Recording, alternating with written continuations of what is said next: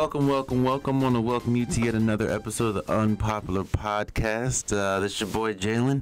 This is where I give my unpopular opinion about sports. It's raining hard as hell outside, so if you hear like water in the background, it's the rain. I do apologize. The studio is not completely soundproof, even though you see all these sound panels behind me. But it was. You know what? I'm gonna be 100% transparent with my listeners and my viewers. For anybody that knows the DC area, DC, Maryland area, I just thought I had to get this off my chest because it was kind of like, come on, cuz, really. I live in Suitland, Maryland. I'm not famous enough for people to come stalking me, so I live in Suitland, Maryland. The studio in which I do these podcasts is in Rockville. For people that know, that is like a 45-minute drive. If you get on the train like myself, it's about an hour and 25 minutes on the train. It allows me to, get some ideas off my, just get my ideas together and stuff on the train. So this morning, it was a rush, there was a lot of people coming, so I'm going through. I didn't look down. I thought I was good because I was just walking through. There was a lot of people. It was a long line. Something was wrong with Suitland jump. It is what it is. So I just got through. I'm not going to lie. Usually I don't be paying. That's the usual thing. I don't know. I just don't pay. But I felt, I had money on my card. I was good. I get all the way to Rockville or Shady Grove, which is the last stop on the red line. And I couldn't go through. I'm like, what's going on? The one time security's there. He said, hey, come here. So I'm like, yo, what's going on? He said, hey, man, your card is 20 cents short. I was like, oh, man, that sucks. Okay, well, I have money on my credit or my debit card. Can I go put it on? The man said, no, come with me. I said, oh, man. So long story short, for my card being 20 cents short, I got a $50 citation.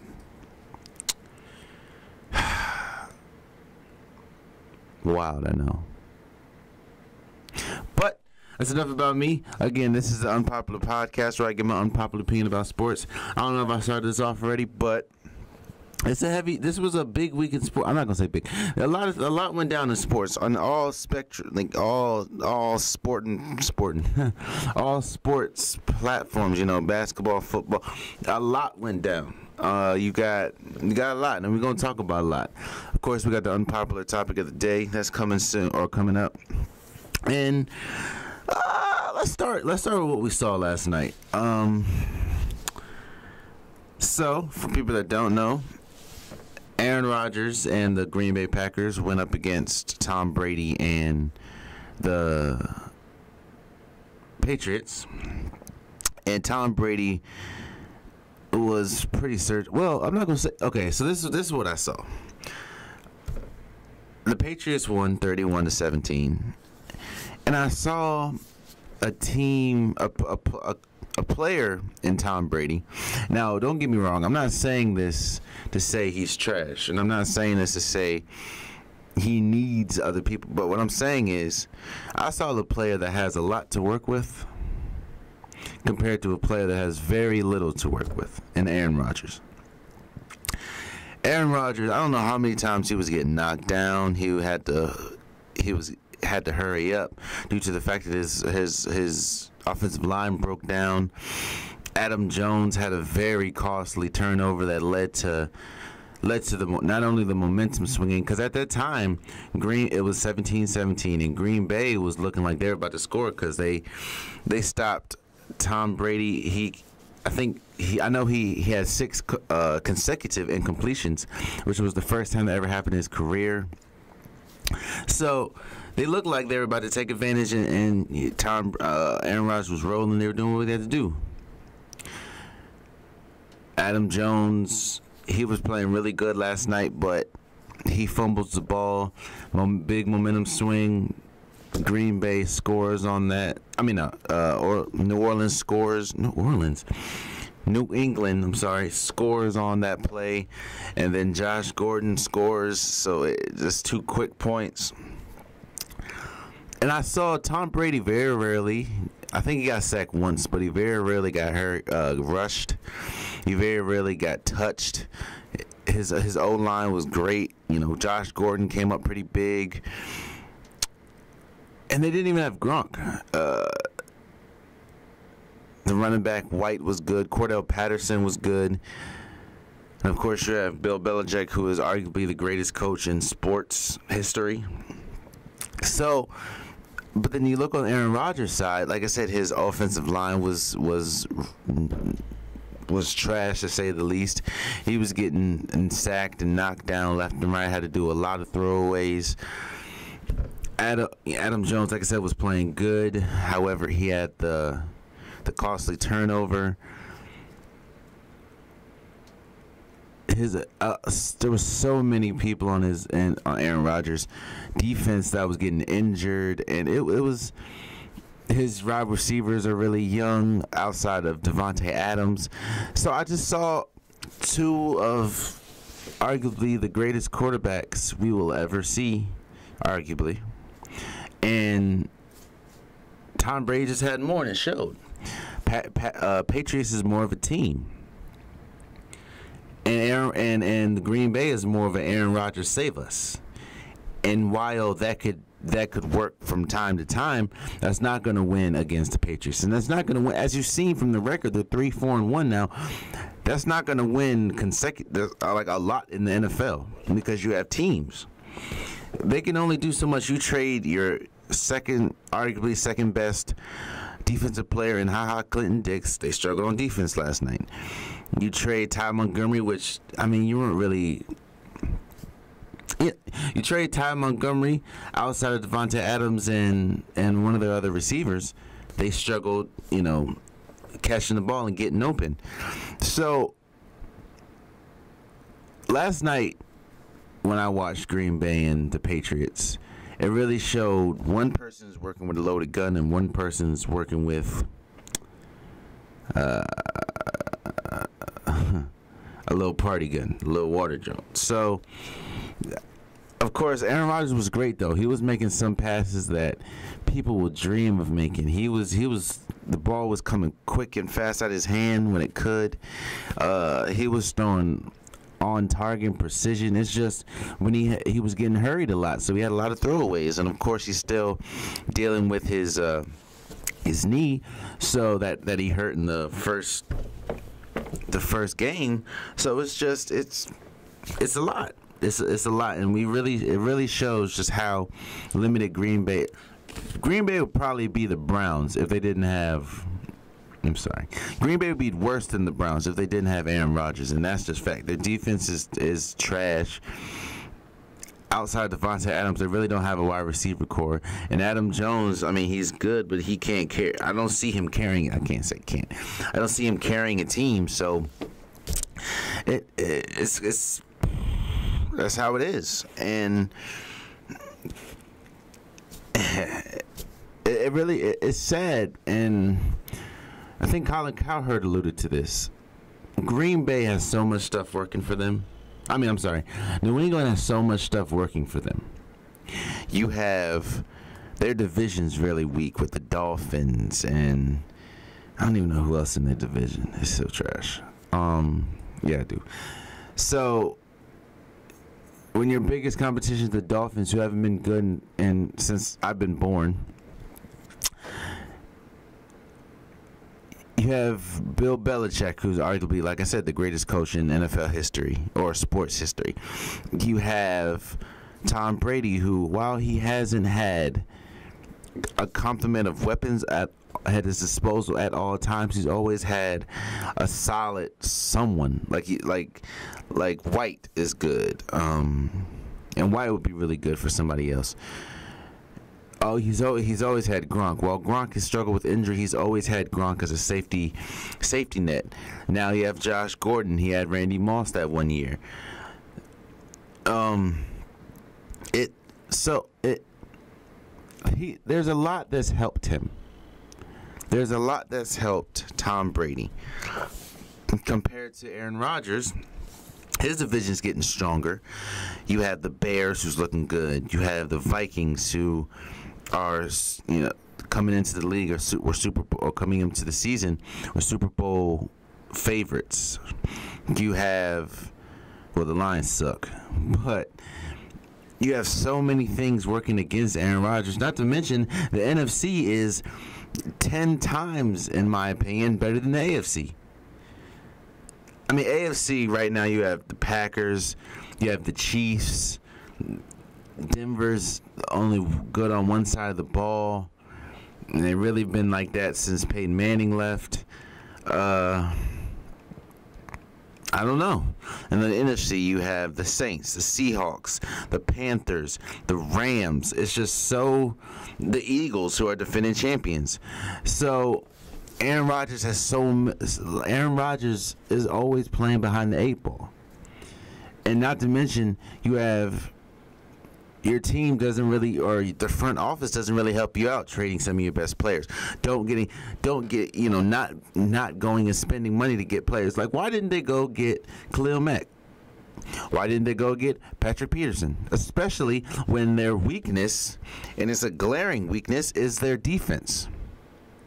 They're not willing to spend. Aaron Rodgers wanted to keep what's the dude's name? Cook, the tight end that plays for Oakland now. They didn't want to keep him. Aaron Rodgers wanted to keep Jordy Nelson. They didn't want to keep him. Well, yeah, Jordy Nelson's not really looking good right now, but that could just be because the Oakland is just terrible. But he wanted to keep Nelson. They didn't keep him. They're not helping him. His team's not helping him. The division he's in is not helping him. The conference he's in is not helping him. And Tom Brady has a litany of reasons why. I'm not taking away from his greatness, because Tom Brady is great. I'm not saying he's not great at all. But what I'm saying is he's had a lot of breaks. When the second best team in your division right now, in your conference right now, is the Chiefs and the Ravens, and don't get me wrong, the Chiefs could and maybe might win the Super Bowl, but outside of that, you have the Ravens, and they're not really. I think they lost 2 straight, so there's that. So they have Tom Brady has a list of reasons why he should be great, and I'm not taking away from his talents and physical talents on the football field. I'm not taking away of that at all. But what I'm saying is he has a lot of help compared to someone like Aaron Rodgers, who he's always climbing uphill battle. And it shows. It showed last night when some of the most costly plays, or some of the most costly plays happened against Green Bay when Aaron Rodgers was not on the field. Or if he was on the field, it wasn't his fault. Adam Jones fumbling the ball. You sack the first sack of Tom Brady. You force him in a 4-and-20, and your lineman runs into the kicker, giving them a whole new fresh set of downs, and they scoring on that. Or one of your most important defensive players, which I thought was bogus, by the way. That ejection was bogus, but one of your most important defensive players gets ejected for slapping one of the Patriots players in the helmet, by the way, which I thought it was a trash ejection. But it just showed last night just how much Tom Brady has to work with compared to how much Aaron Rodgers doesn't have to work with. And it's crazy, man. It's crazy. This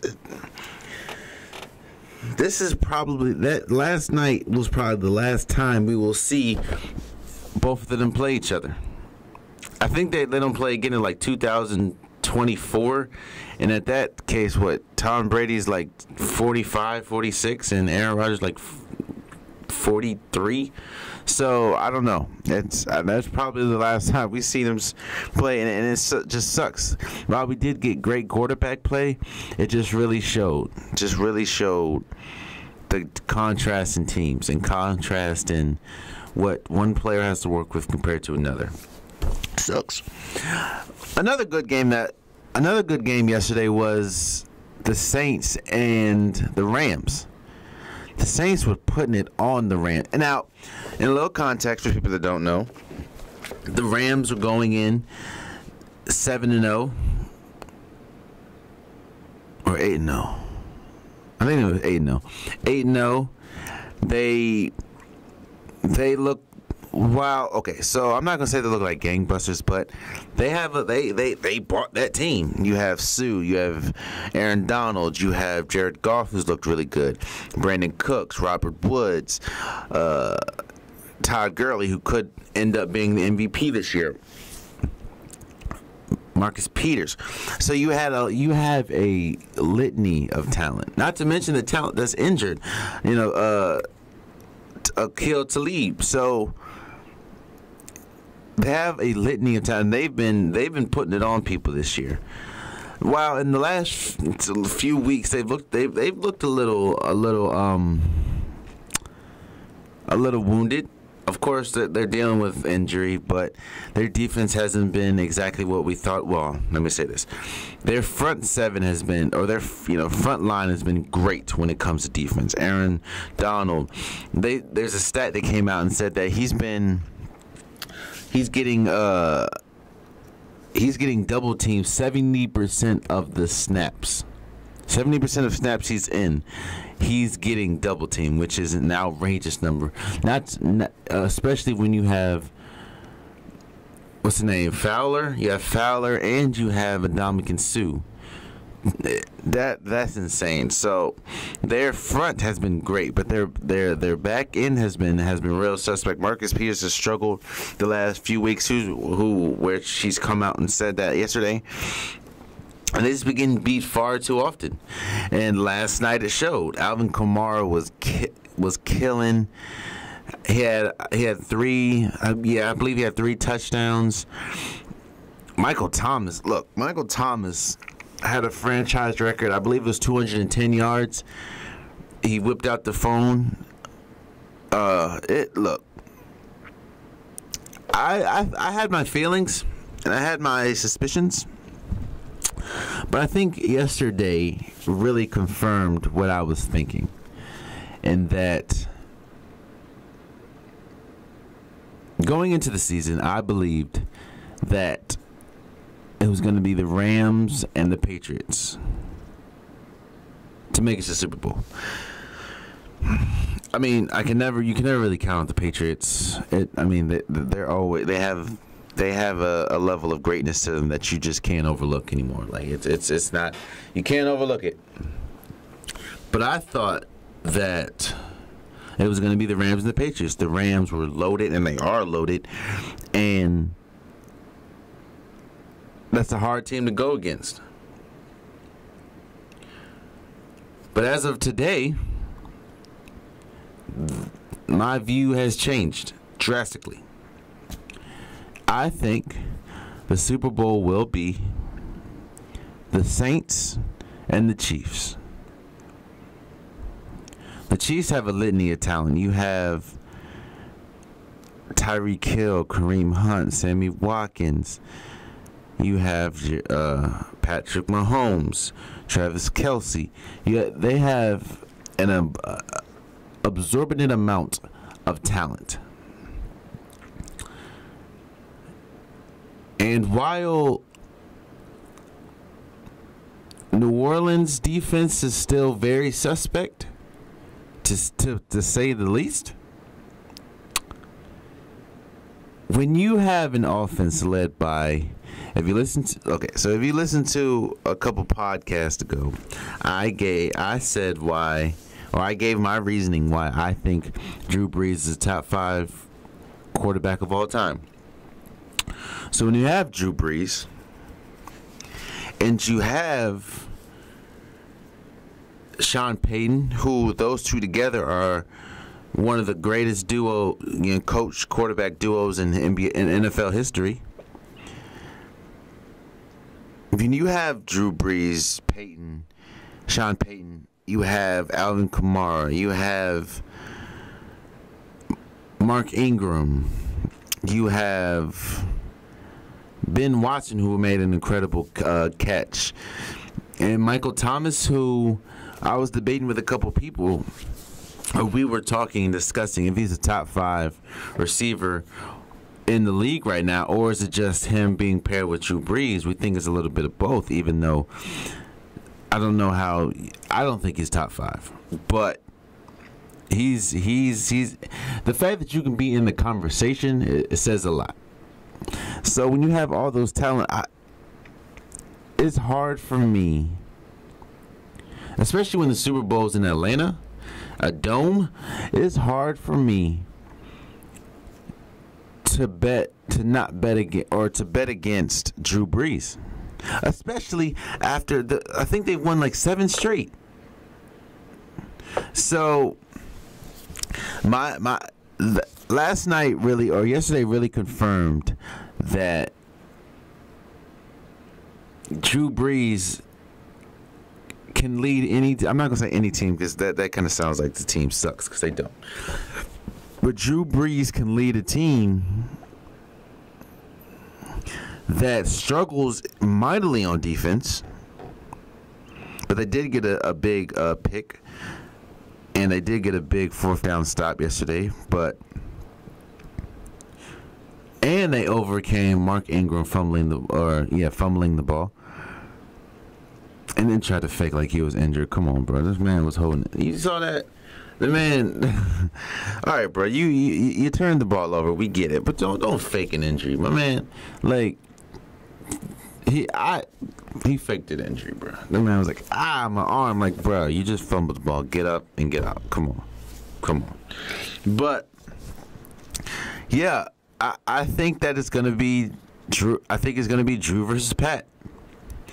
Now, people look back to when the Chiefs played the Patriots this year, and the Patriots won, but there was a lot of things that swung Tom Brady's way that game, as in Patrick Mahomes threw an interception. I believe they had a fumble on that play. I believe they had a fumble in the game. So there was a lot of things that went the Patriots' way, like last night. But I don't know if that's gonna. The Chiefs are rolling, man. The Chiefs are rolling. Not Green Bay. New Orleans is rolling. So that's why I think.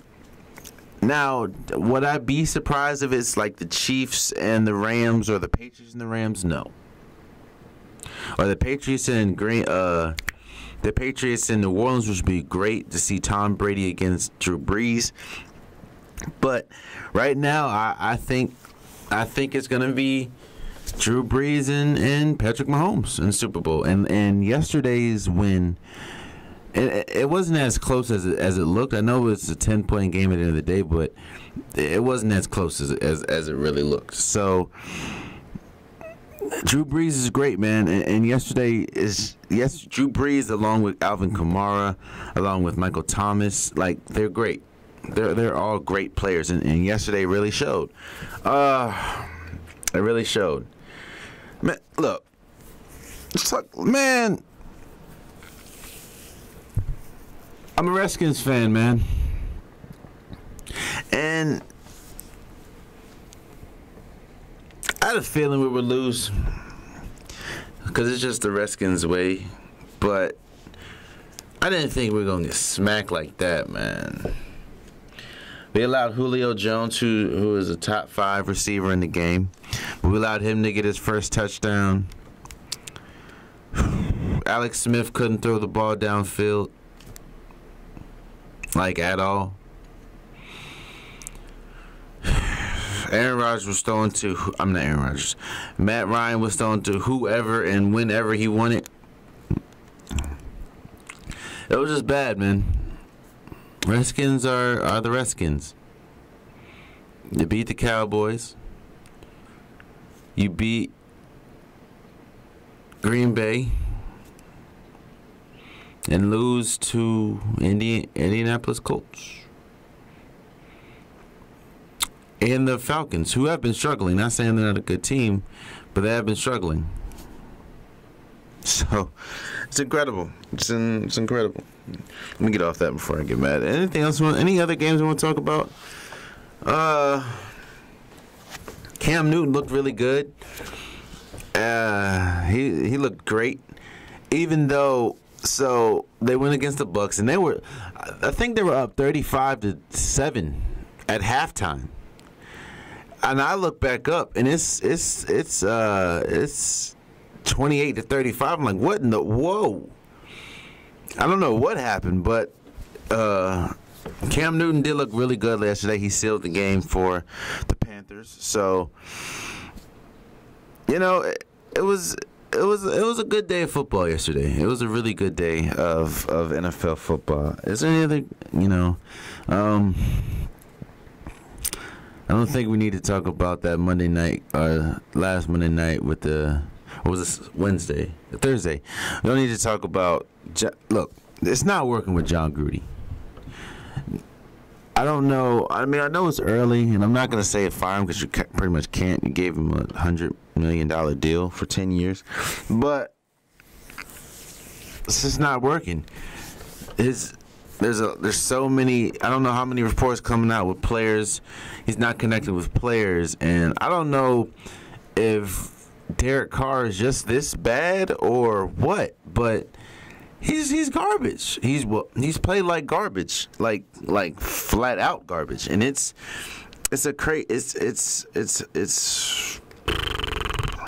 I don't know. There's nothing, and I mean absolutely nothing good about the Oakland Raiders right now. Absolutely nothing. There's not one thing I can turn to and say, hey, at least they're doing that well. Special teams is trash. The coaching is trash. The quarterback is trash. Running back after Marshawn Lynch got hurt, trash. Wide receiver core, trash. It's a bunch of trash. And nothing much to say about that. They got smacked by a quarterback who made his first start. It's Nick something. It was bad, man. God, it was bad. Yeah, the Oakland Raiders is the worst team in the NFL, hands down. Like, give me the Browns any day. Any day.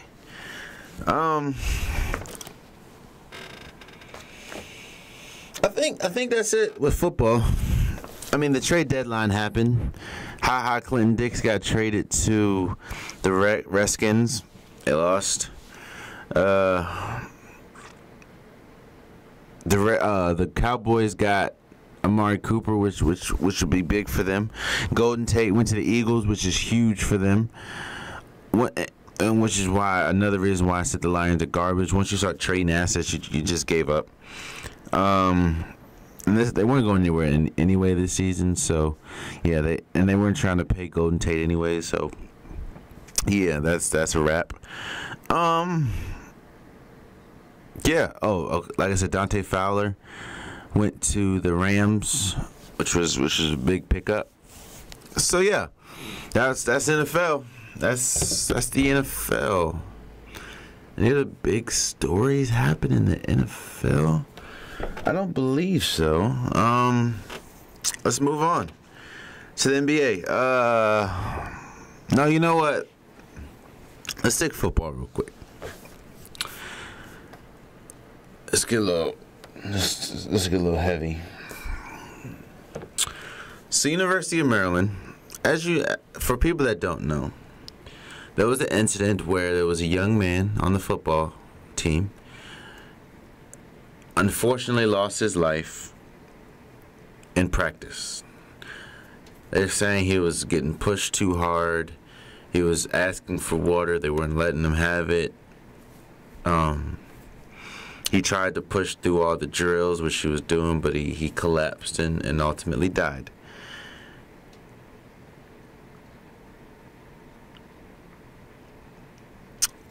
This led to the head coach, DJ Durkin, getting suspended.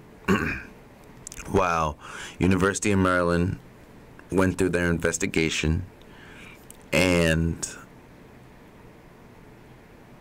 had to gather all the information. Now, when I start, I want to say rest in peace to the young man. I'm gonna look his name up. It's escaped me right now, but rest in peace to him and his. I send my condolences out to his family. No child should ever. Look, I played college basketball, and I played basketball pretty much my whole life. And I understand. His name is Jordan McNair. I'm sorry, just kidding. Rest in peace to Jordan McNair. My condolences and my prayers go out to his family, that they stay strong in situations like this. I couldn't imagine losing a child, especially losing a child in an incident that is so out of their control, and it's crazy. I played college basketball. Now, no, I played football 1 year. Hated it. I wanted to be a tight end. They put me at offensive tackle. Never again.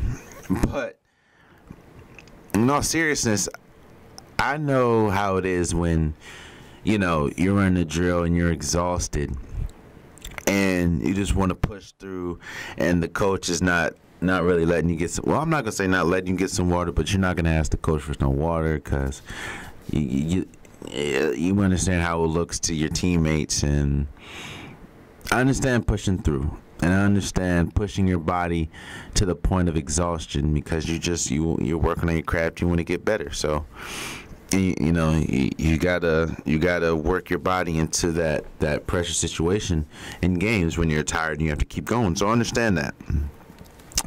But like I said, the kid, Jordan McNair, I'm not going to refer to him as a kid. That's disrespectful. Jordan McNair unfortunately lost his life on the field in practice.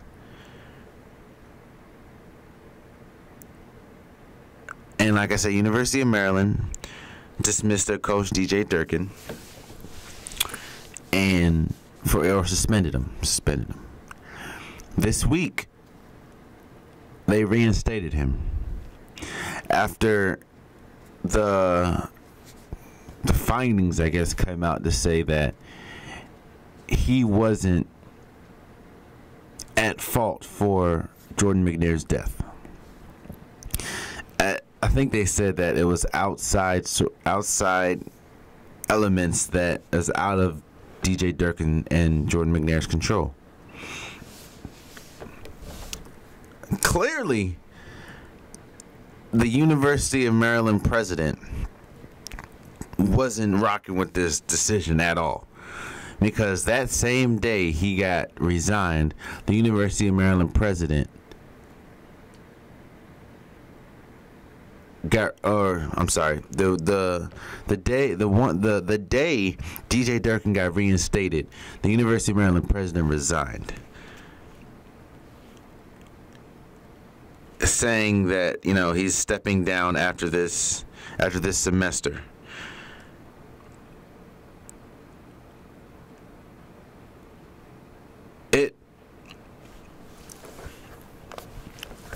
And then we saw that the public outcry and the public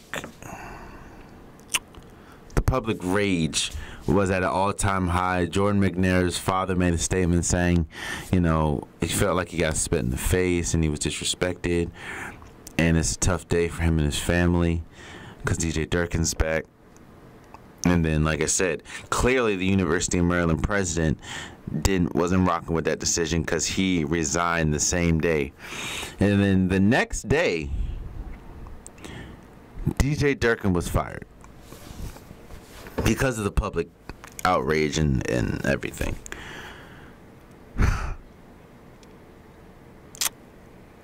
I know a couple. I know a couple players that play for University of Maryland football, and for a university to be so tone deaf to a situation really shows just how off they are, or how disconnected the university and the athletic department is to the actual students and the public. There's no look. I don't know if it was DJ Durkin's fault. I wasn't at practice. I wasn't at their practice, but I do know this: when you have multiple players that have come out and criticized Durkin for the situation, their teammate unfortunately lost his life, and to be so tone deaf, nobody thought it, nobody but the athletic director and the athletic department thought that DJ Durkin should have ever been reinstated at the University of Maryland. So there should have been a meeting where all the heads got together and said, you know what? All right, boom. What happens if we reinstate DJ Durkin? And somebody should have been in that meeting and said, hey, fam, you might not want to do that.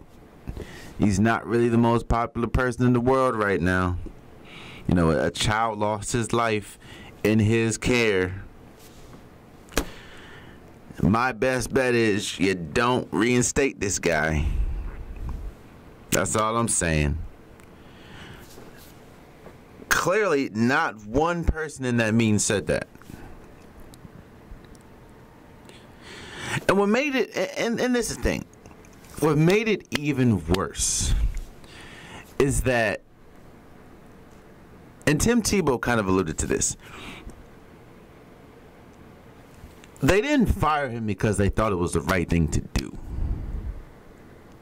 They fired him because of the public outrage and the public criticism that the university and the athletic department was getting.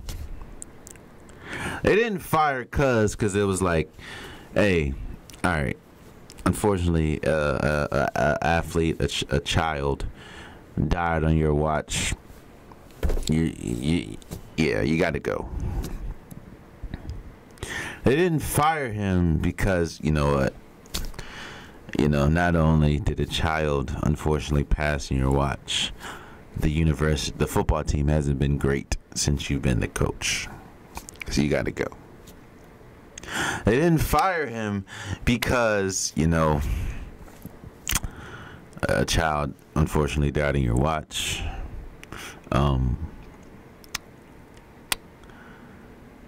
You haven't really been good since you've been the coach, football-wise. And on top of that, I don't really want to upset the student population or the public for bringing you back on. No, see, they fired him because they were like, you know what? We found out that it's not really because of you, so it's cool. Nobody's really going to trip. Nobody's going to trip at all. Just come back, man. Just come back. You're good. And when they realize, oh, snap, the shite is hitting the fan, and you have all different entities of people coming and hating us because we reinstated you. Nah, you got to go, fam, because now the university looks bad. It didn't look bad when the Jordan McNair unfortunately lost his life on the field. It didn't look bad when you came out and said, it's very unfortunate and we're all saddened. However, he didn't really say this word for word, but he pretty much said, it's very unfortunate they lost his life. However, it wasn't on me. it wasn't my fault. That's pretty much what he said in that press conference that he had shortly after Jordan McNair died. So, all in all, man, this whole situation and the way that this process was done for the University of Maryland gives the whole school a black eye. And again, you know that this decision was not discussed amongst everyone or was not agreed upon by everyone, because the university president, not the athletic director, the university president resigned the day DJ Durkin was reinstated. And the president came out and said, "We are deeply saddened by the situation. I am putting in my resignation and I will finish out this year or this semester." So that just shows, man, that how tone deaf are schools really to life. There's no way that if I passed away on the job and I did every protocol, everything I was supposed to do, and I unfortunately passed away because my manager might have did a mishap or something. There's no way that manager's keeping his job, or there's no way that manager's getting suspended and then coming back. No way. So how does that happen at a school? And I don't want to hear, I know people say, yo, but they needed a coach, fam. You telling me there's not one coach that could have coached University of Maryland, College Park?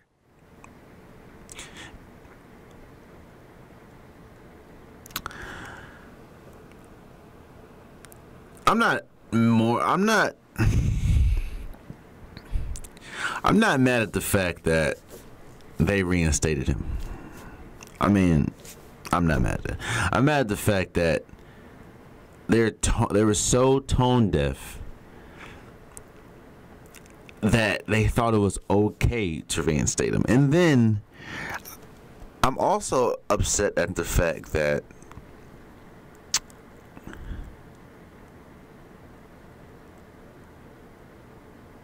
they didn't fire him because it was the right thing to do. They fired him because the public outcry was getting so real for them. It was like, fam, we gotta do something. So it really means that they don't really stand on their word, and they don't really stand on their decisions as strongly as they might want you to think. And that University of Maryland struck out 3 times this week, reinstating DJ Durkin, the president stepping down clearly because he didn't agree with the decision, and then firing DJ Durkin the day after you reinstate him. Again, I send my condolences to Jordan McNair's family.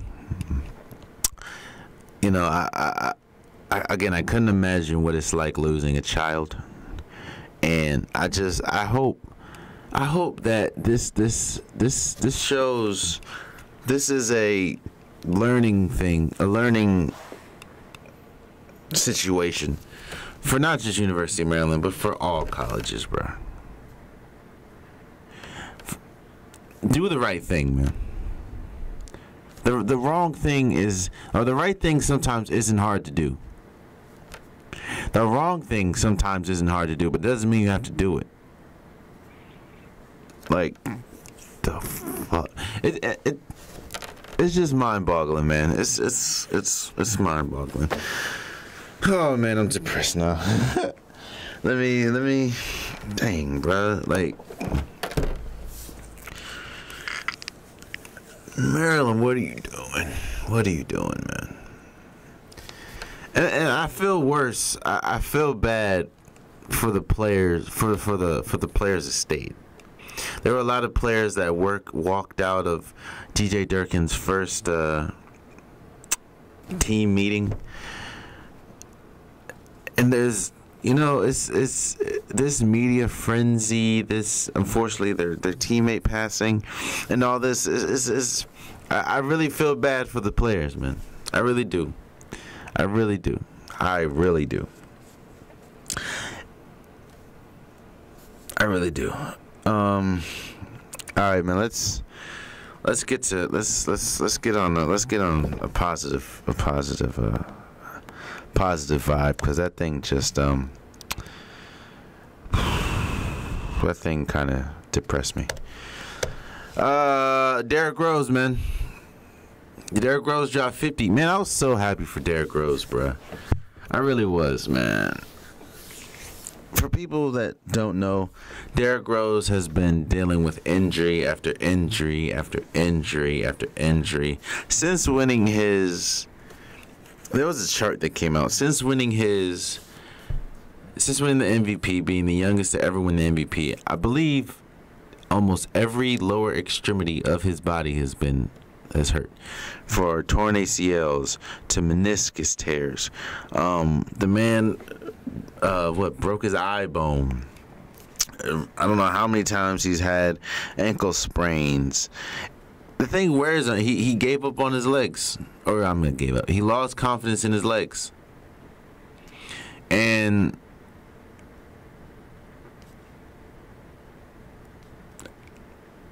it's unfortunate, man, that a player of his caliber or what he was is definitely not what he is. And it's not due to the fact that he can't play. It's just his body has worked against him his entire career, to a point where there were a couple stints he had to leave teams. I know he left the Knicks and he left the Cavaliers for a brief stint to get his mind right, to really contemplate, is this something that I really want to do? Because year after year, he works his body back to health just to get injured again. But Derrick Rose dropped his career high 50 points. It was huge. And you know what's crazy? That people forget, he's only 30. He's the same age as Curry. And you see how we view Curry compared to how we view Derrick Rose.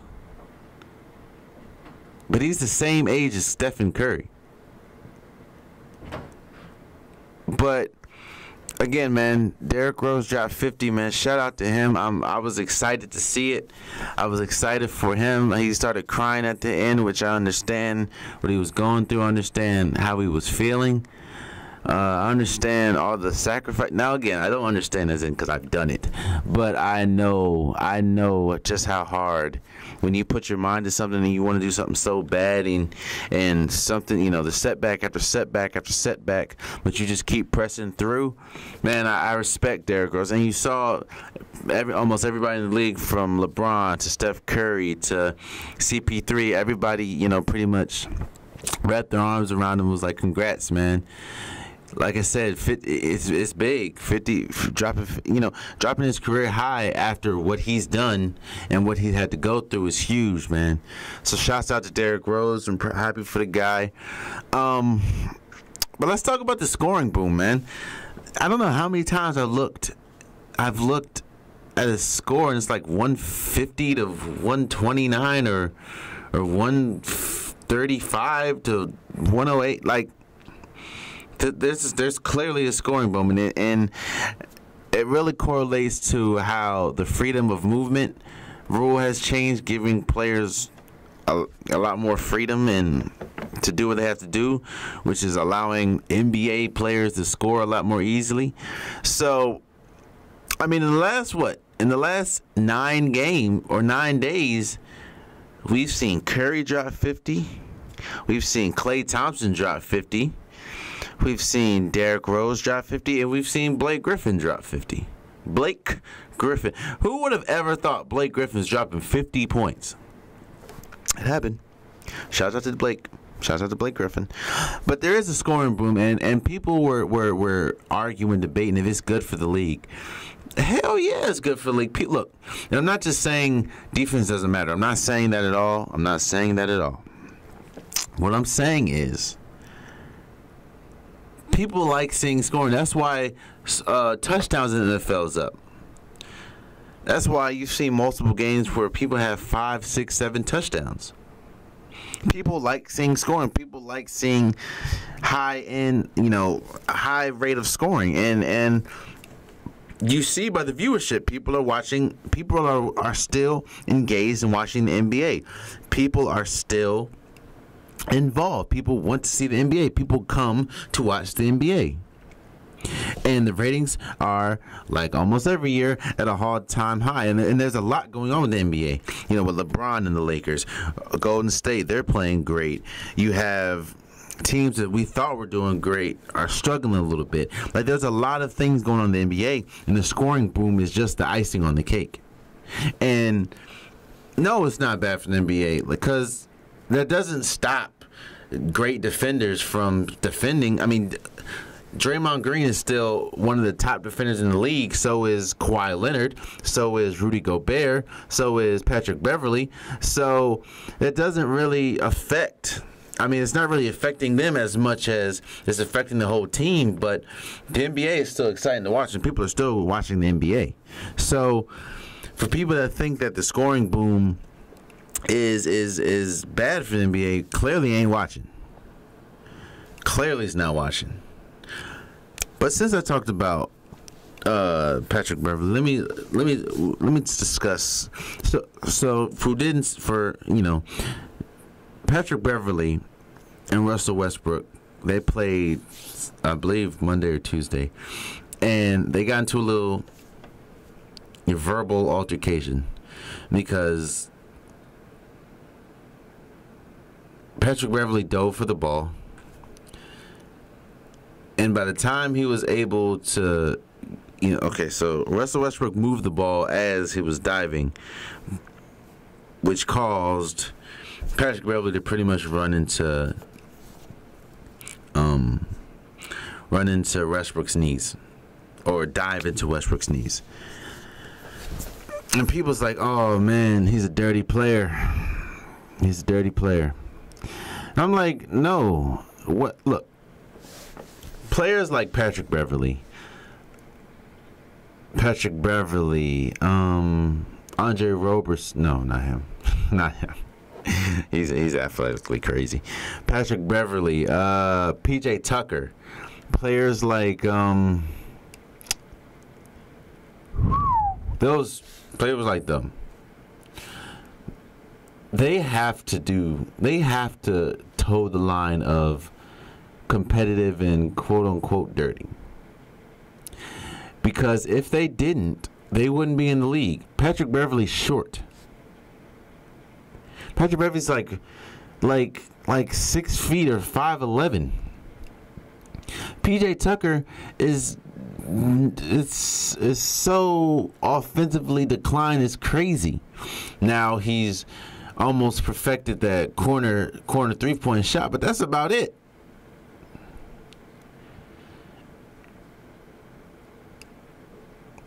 They have to play like that, or they won't be in fact, do you see Patrick Beverley's journey to get to the NBA?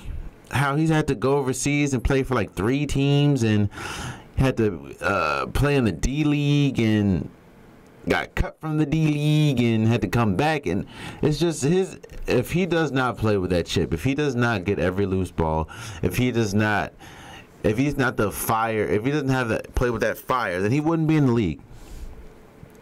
And same thing as PJ Tucker. I'm trying to think of another player. If it wasn't for their tough, if it wasn't for his toughness, Reggie Evans wouldn't even be in the league as long as he was. Now he's not in the league anymore, but he wouldn't be in the league as long as he was. So Draymond Green, boom, perfect. If Draymond Green did not play with the fire that he plays with, he would not be as important. He would not. I'm not gonna say he wouldn't be in the league, but he wouldn't be good. Like, think about it. Draymond Green can't shoot. Draymond Green's only 6'7". LeBron James is taller than him, and Draymond Green plays center pretty much. Draymond Green, he's not athletic like that. But what does he have? He's a dog when he on the court. He has no friends that's not on his team, so he doesn't mind getting a scrap with anybody. He's a brilliant basketball mind when it comes to angles and passes and defense, and he's just a junkyard dog. He even said it, so I'm not disrespecting him. I'm just saying people like that have to play like that, or they're not in the league, and that's plain and simple. That's plain and simple. And so, no, I don't think Patrick Beverley's a dirty player for diving at the ball, and Westbrook moved the ball and ran into his knee. But I do think that players like, again, Draymond Green, Patrick Beverley, PJ Tucker, if they didn't play the way they played, they wouldn't be in the league. And that's just that. And that's that. Ty Lue got fired. Ty Lue got fired, and Cleveland's a mess. I don't know if anybody's seen that. Cleveland is a mess. Oh, man. You fire your head coach. And shouts out to Ty Lue. Nobody feels bad for Ty Lue today. Everybody's like, Ty Lue, you got out of there. You did it. You escaped. You got out the sunken place. So shouts out to Ty. Got fired. I know, a weird sentence. Kevin Love keeps getting injured. Now he's going to be out for weeks, they say, or months, they say. Larry Drew declined the head coach. In fact, Larry Drew, who's the assistant coach, came out in an interview and said, "No, I'm not the head coach. I don't want to be." Well, they're not paying me like that, because he knows he's the only one on that staff that is comparable enough to be the head coach. But yeah, they don't want to pay him. They don't want to, and if you want me to be the head coach, pay me like the head coach. Don't pay me like an assistant. And they don't want to pay him. So he's declined the head coach position. So I think he's only doing it for a couple games and then going back to assistant coach. So they're not going to have a head coach until they find somebody. J.R. Smith is demanding trades, and it's crazy how all the great things J.R. Smith has done. From, y'all remember when he was on the Nuggets and he dunked on Gary Neal. I just saw a man fly. All the crazy dunks and the great games he had for New York. It's crazy how all that and his career now is synonymous to that Game 1 NBA Finals play. When he forgot what time it was, or forgot like the score, forgot how much time they had left, and lost the game. Ultimately lost them the game. And they didn't lose him the series because I don't think they were going to win, period, as in the series. But they did lose him a game. He did lose him a game. But there's just so much going. Dan Gilbert's like happy that he has his team back since LeBron's gone and Ty Lue's gone. It's just Cleveland's a mess, man. Nobody. Oh, and there was a report yesterday that came out and said that the vets, like the vets on the Cavs, don't think first round pick Colin Sexton can play basketball. So there's team fighting now. They can't. Kyle Korver's upset that he's not getting enough playing time. George Hill's upset he's not getting enough playing time. Tristan Thompson's the only one that's not upset that he's getting enough playing time because they needed to play him. You give Larry Nance a crazy extension. Like Cleveland's a mess, man. Shouts out to Ty for getting cut. Shouts out to you. That's crazy, man. That's crazy that you can go from NBA Finals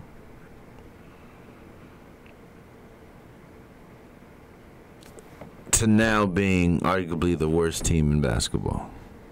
And that's the same basketball that has the Hawks and Brooklyn and the Kings and unfortunately now the Wizards.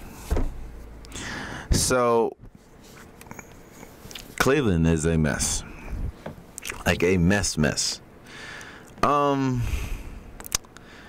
WNBA, let's talk about that a little bit. Well, you know what, no. The WNBA players, they opt out of the collective bargaining agreement. While this doesn't affect the season coming up, this does affect seasons, after next. I think players of all calibers deserve to get paid. If you are a professional athlete, whether that's female or male, you deserve to get paid. And while they are getting paid, they deserve more. I mean, these women have to play year round just to make ends. I'm not gonna say make ends meet like they're regular working class people, but they have to play year round just to make a quarter of a fraction of what an NBA player makes. There are scrubs in the NBA making more than superstars in the WNBA. I think Harrison Barnes is making more than like 98 to 99% of the WNBA. Harrison Barnes.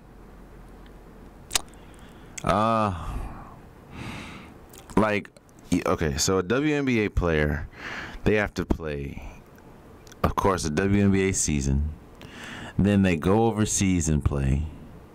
Then they come back and play. So they're playing basketball year. And while, that's cool and, for the love of the game, but they have to do that just to get equally compensated for their services. And that's wild. So I don't want to touch on that just too much. I'm gonna try to get a guest in next week, so we can actually go in depth and talk about that. So if I don't unable to book it, we'll talk about it more next week. But I do have a guest in mind that I do want her opinion on the stuff that's happening with the WNBA and other, women athletics and stuff. So hopefully stay tuned next week for the podcast. Hopefully I get a guest. And college basketball is back, man. Yeah, college basketball is back tomorrow. So I'm excited. Of course, I'm a UNC fan for people that don't know. So I think we actually have a good shot of winning it. I don't know if we will win it, but we have a good shot. I look at all the top teams, and they all have incredible talent, but they all have a little bit of could possibly be weaknesses. Kentucky and Duke, very young squads, and we saw last year with Kentucky, it took them a minute to get all their pieces together, but once they did make it pretty far in the tourney. Nevada has the Twins. They're really good, but around the Twins is kind of sketchy. Like I said, Duke. You have R.J. Barrett, and then you have Zion. You have Gary Trent Jr. But outside of that, they don't really have much outside scoring. And I think that can come back and bite them.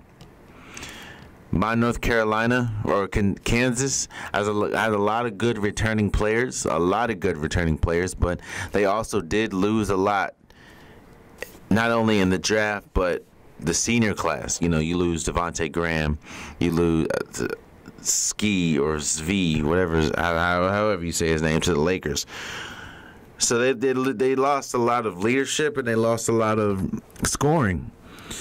I mean, you lose one of the best shooters in college basketball last year. You lost him to the Lakers, and you lost a player of the year or conference player of the year, Devontae Graham, to the draft. And he was a senior, so we lost him anyways.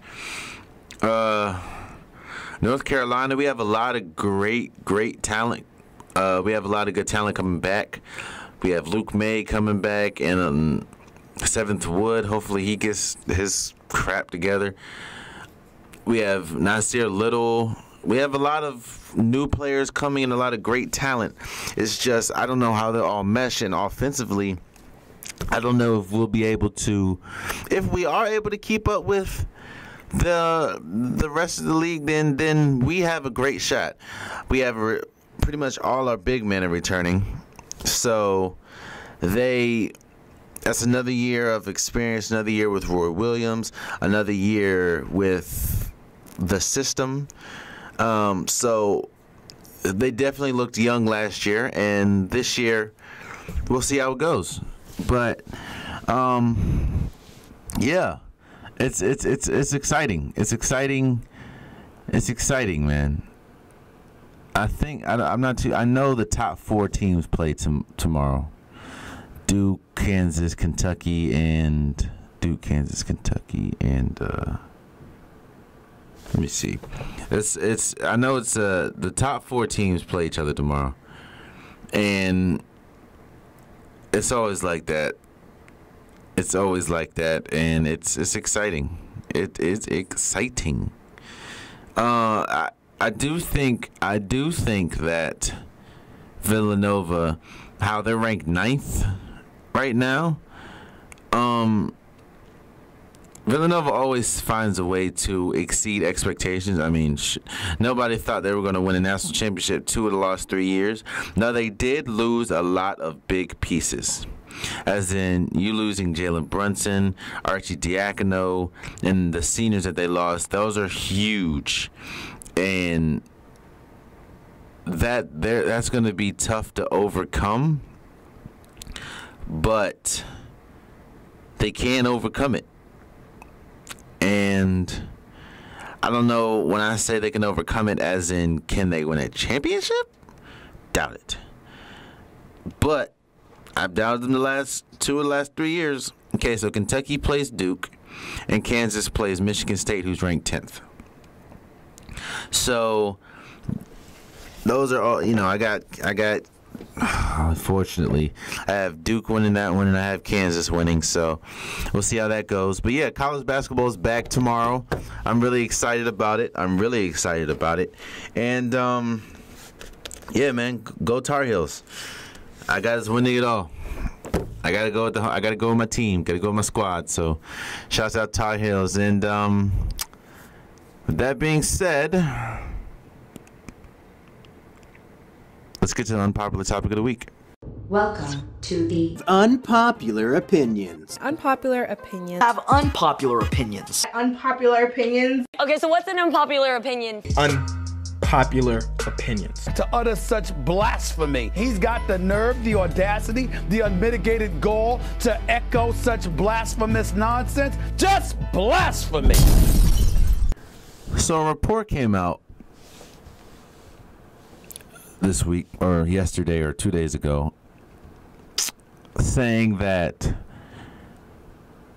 Magic Johnson had a stern talk with Luke Walton about the Lakers' slow start, and pretty much saying that Luke Walton's on the hot seat. And then he kind of tried to walk it back yesterday and said Luke Walton's going to finish the season unless something happens, which it won't. In that same game, they got thrashed by the Toronto Raptors without Kawhi Leonard. But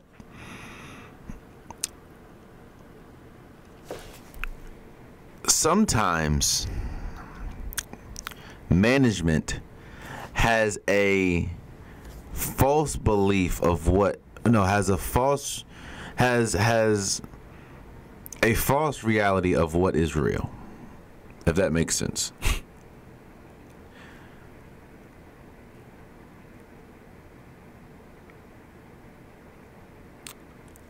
Anybody that looks at the Lakers roster, well, I didn't think they'd be 3-6 or 4-6 or wherever they are right now.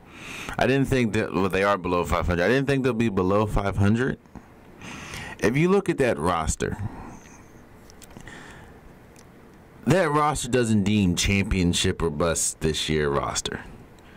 When you have JaVale McGee, Lance Stevenson, Rajon Rondo. In fact, I'm going to do this. Let me break this down. JaVale McGee, all he's really good for is blocking shots and catching lobs. They just got Tyson Chandler, so they pretty much have Tyson Chandler and Tyson Chandler 2.0. Lance Stevenson is a junkyard dog, but his antics. Did you see when he tried to do a behind the back alley-oop to LeBron and went in the fourth row of the stands? Rajon Rondo is not good offensively at all, and everywhere he's gone since Boston, he's had problems with management and problems with teammates, and there's even been time he got dismissed from a team in the playoffs. Lonzo Ball, all he is right now is a catch and shoot. He can't create a shot to save his life. He's a good defender, but can't create a shot to save his life, and he's a starting point guard.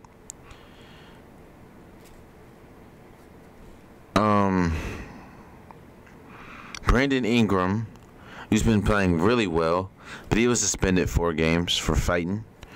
Josh Hart's been playing really good, but he's still limited, and he doesn't start for some reason. Kyle Kuzma's been playing really good, but he's not good. He's actually really bad defensively. And then you got Braun. Oh, I'm sorry. You have KCP, who has not been hitting shots like he's supposed to. I think he's shooting like below 40%. That's not good. And then you got Braun. I mean, Braun is Braun. Even though he doesn't play defense anymore, he's still the best player in the world. So with that roster, you really think they're going to get off to a blazing start just because LeBron? And my unpopular opinion is this. It really sucks when management has a false reality of what a team should or should not be. There's nobody that looks at that Lakers roster and thinks they should be undefeated. They should have the same. They should be 9-1. They should be like better than they are right now. It's a young team that struggles. You have LeBron and 4 band of misfits, and then the rest are youngins. And it's not just LeBron. You saw that with the Cavaliers, like I talked about earlier. The Cavaliers, I don't know why you thought that team was going to be better than 1-6 or 1-7.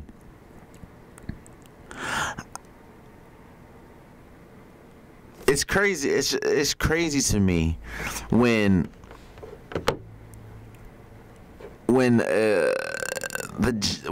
the front office has expectations way too high for a team, and you're looking at the roster like, bro, this roster's trash. What are you expecting? What are you expecting? And then another thing that kind of I feel weird about is how they put so much blame on the coach. The coach doesn't go out there and play. The coach doesn't dribble the ball. The coach, especially in the NBA, man, like how much do you think a coach really does in the NBA? These are the top of the line athletes. Now, I understand it's different with football. You have, clock management and situational football and 2-minute drills and this, that, and third. But in the NBA, how much coaching do you think LeBron James really needs? How much coaching do you think Kevin Durant really needs? How much coaching do you think Steph Curry really needs? Now, I'm not saying that coaches aren't important. I'm not saying that at all. But I'm just saying is, you blaming wins and losses on coaches. Like, these people, these players are the greatest players walking the face of the earth in basketball. I'm almost sure you can drop the worst player on your favorite NBA team, drop him any gym, and he's putting up 50 easily. Any rec league, any college game, if you put Draymond Green on Michigan State right now, Draymond Green will look like the next coming of LeBron, bruh. It's just, the unpopular topic is that I do not like, and I think it's unfair that coaches get put in situations where management or the fan base has an unrealistic idea of how important or how a team should do. And then on the contrary, on the flip side, I don't think it's cool.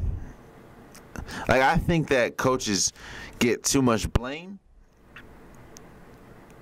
for when times go wrong. Because at the end of the day, like, perfect example. Let's look at the Wizards. The Wizards right now are like 2-7. They've been struggling. They just won last night, but they lost 5 straight before that, and they were getting blown out. And now everybody's calling for Scott Brooks' job. And while I don't think Scott Brooks has done the best job with the roster, I also look at the roster. Like, come on, bro. Outside of John Wall, Bradley Beal, Otto Porter's okay, Kelly Oubre's good, I guess Dwight and Morris. Who you trusting your faith on Austin Rivers, on Jeff Green, on Zadaransky, on Jan Mahimi, on who else on this team? On them? Like, come on now. That's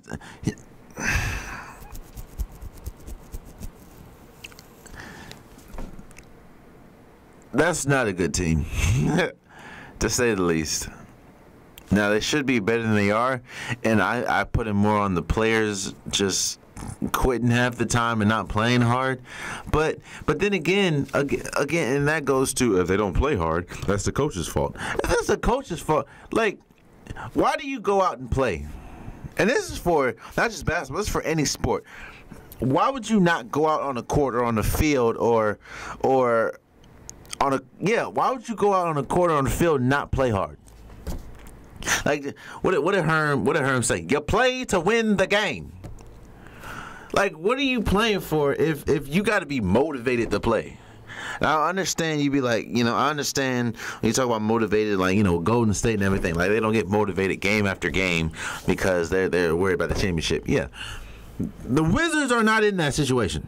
The Cavaliers are not in that situation. The Lakers are not in that situation. So why do you have to be motivated by a coach to play? Bro, you are in the NBA. These are the best of the best players. What are you talking about? It's just, it blows my mind that they attribute them not playing hard to the coach. No, Nick, look, they don't want to play hard, and that's them.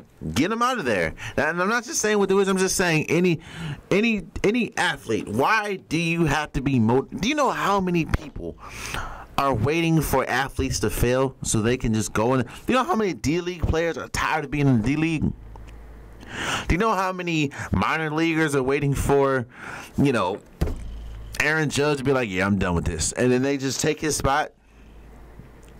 You know how many quarterbacks are waiting for Tom Brady to leave or waiting for Aaron Rodgers to decrease? All I'm saying is, don't put it on the coach for not playing hard. Put it on, maybe it's the player. Maybe the player got something going on. Because I know if I was playing, and every time I played, you never needed to, even if I was playing, because I played college, and I don't just, okay, that's one thing I got to say before I keep going. I'm not saying I played college just to brag, because I definitely was. I barely played. I wasn't the best at all. I had a solid team. I knew my role. I was a shooter, but I didn't get that much burn, and I wasn't like cold in college. I'm just saying that to say I understand when people say I play sports, so I know. But I'm saying that to say is you never had to motivate me to play. If you love the sport that you play, you don't need to be motivated at all. Like, at all. So I just say that to say, to conclude the unpopular topic of the day, I do not think it's right for coaches to be put in unfair situations and be judged in an unfair situation. There's no point, there's no reason why, and it's unfair that a coach like Luke Walton should be put in the hot seat because the Lakers as a team are playing exactly how they're supposed to be playing. The Lakers aren't good. They have LeBron, and they're still learning, and I'm not saying they won't be good, but right now they're not good. And everybody knows that, but clearly management, because it's the Lakers. And on the flip side, I think people put too much credit on coaches for messed up or bad situations, as in it shouldn't be a coach. A coach should not you shouldn't play hard or not play hard because of the coach. Every athlete should play as hard as they can. Not saying you should overdo it, but you shouldn't have to be. If you are not motivated to play, that's not on coach. That's on you, bro. Come on, bro. For real. Like, you don't. Oh, they were unmotivated. It's time to cut the coach. What? Man, I don't know. That's weird to me. Now, yeah, there are some coaches and some people that need to get fired, and because they I'm not gonna say go out the way on purpose, but they mess up. Like, they cost teams wins, and they cost team situations. They are at a detriment to the team instead of an asset. I understand that, but there's sometimes like you just like, come on, bro. That's not always the coach's fault. Really? Come on, man. Come on, bro. I got your back, coaches. I got your back. But there you have it, man. That's another episode of the Unpopular Podcast. I want to thank you for listening. Hopefully, pray that next week I have a guest. It's a fine young lady that is really big in, well, she's a WNBA analyst, so hopefully I get that situated and get everything that I need. So I hope she's available, so keep your fingers crossed. If not, we're going to keep it moving, but that's all right. Again, I want to thank you for listening to the Unpopular Podcast. This is your boy Jalen. This is episode 22, and much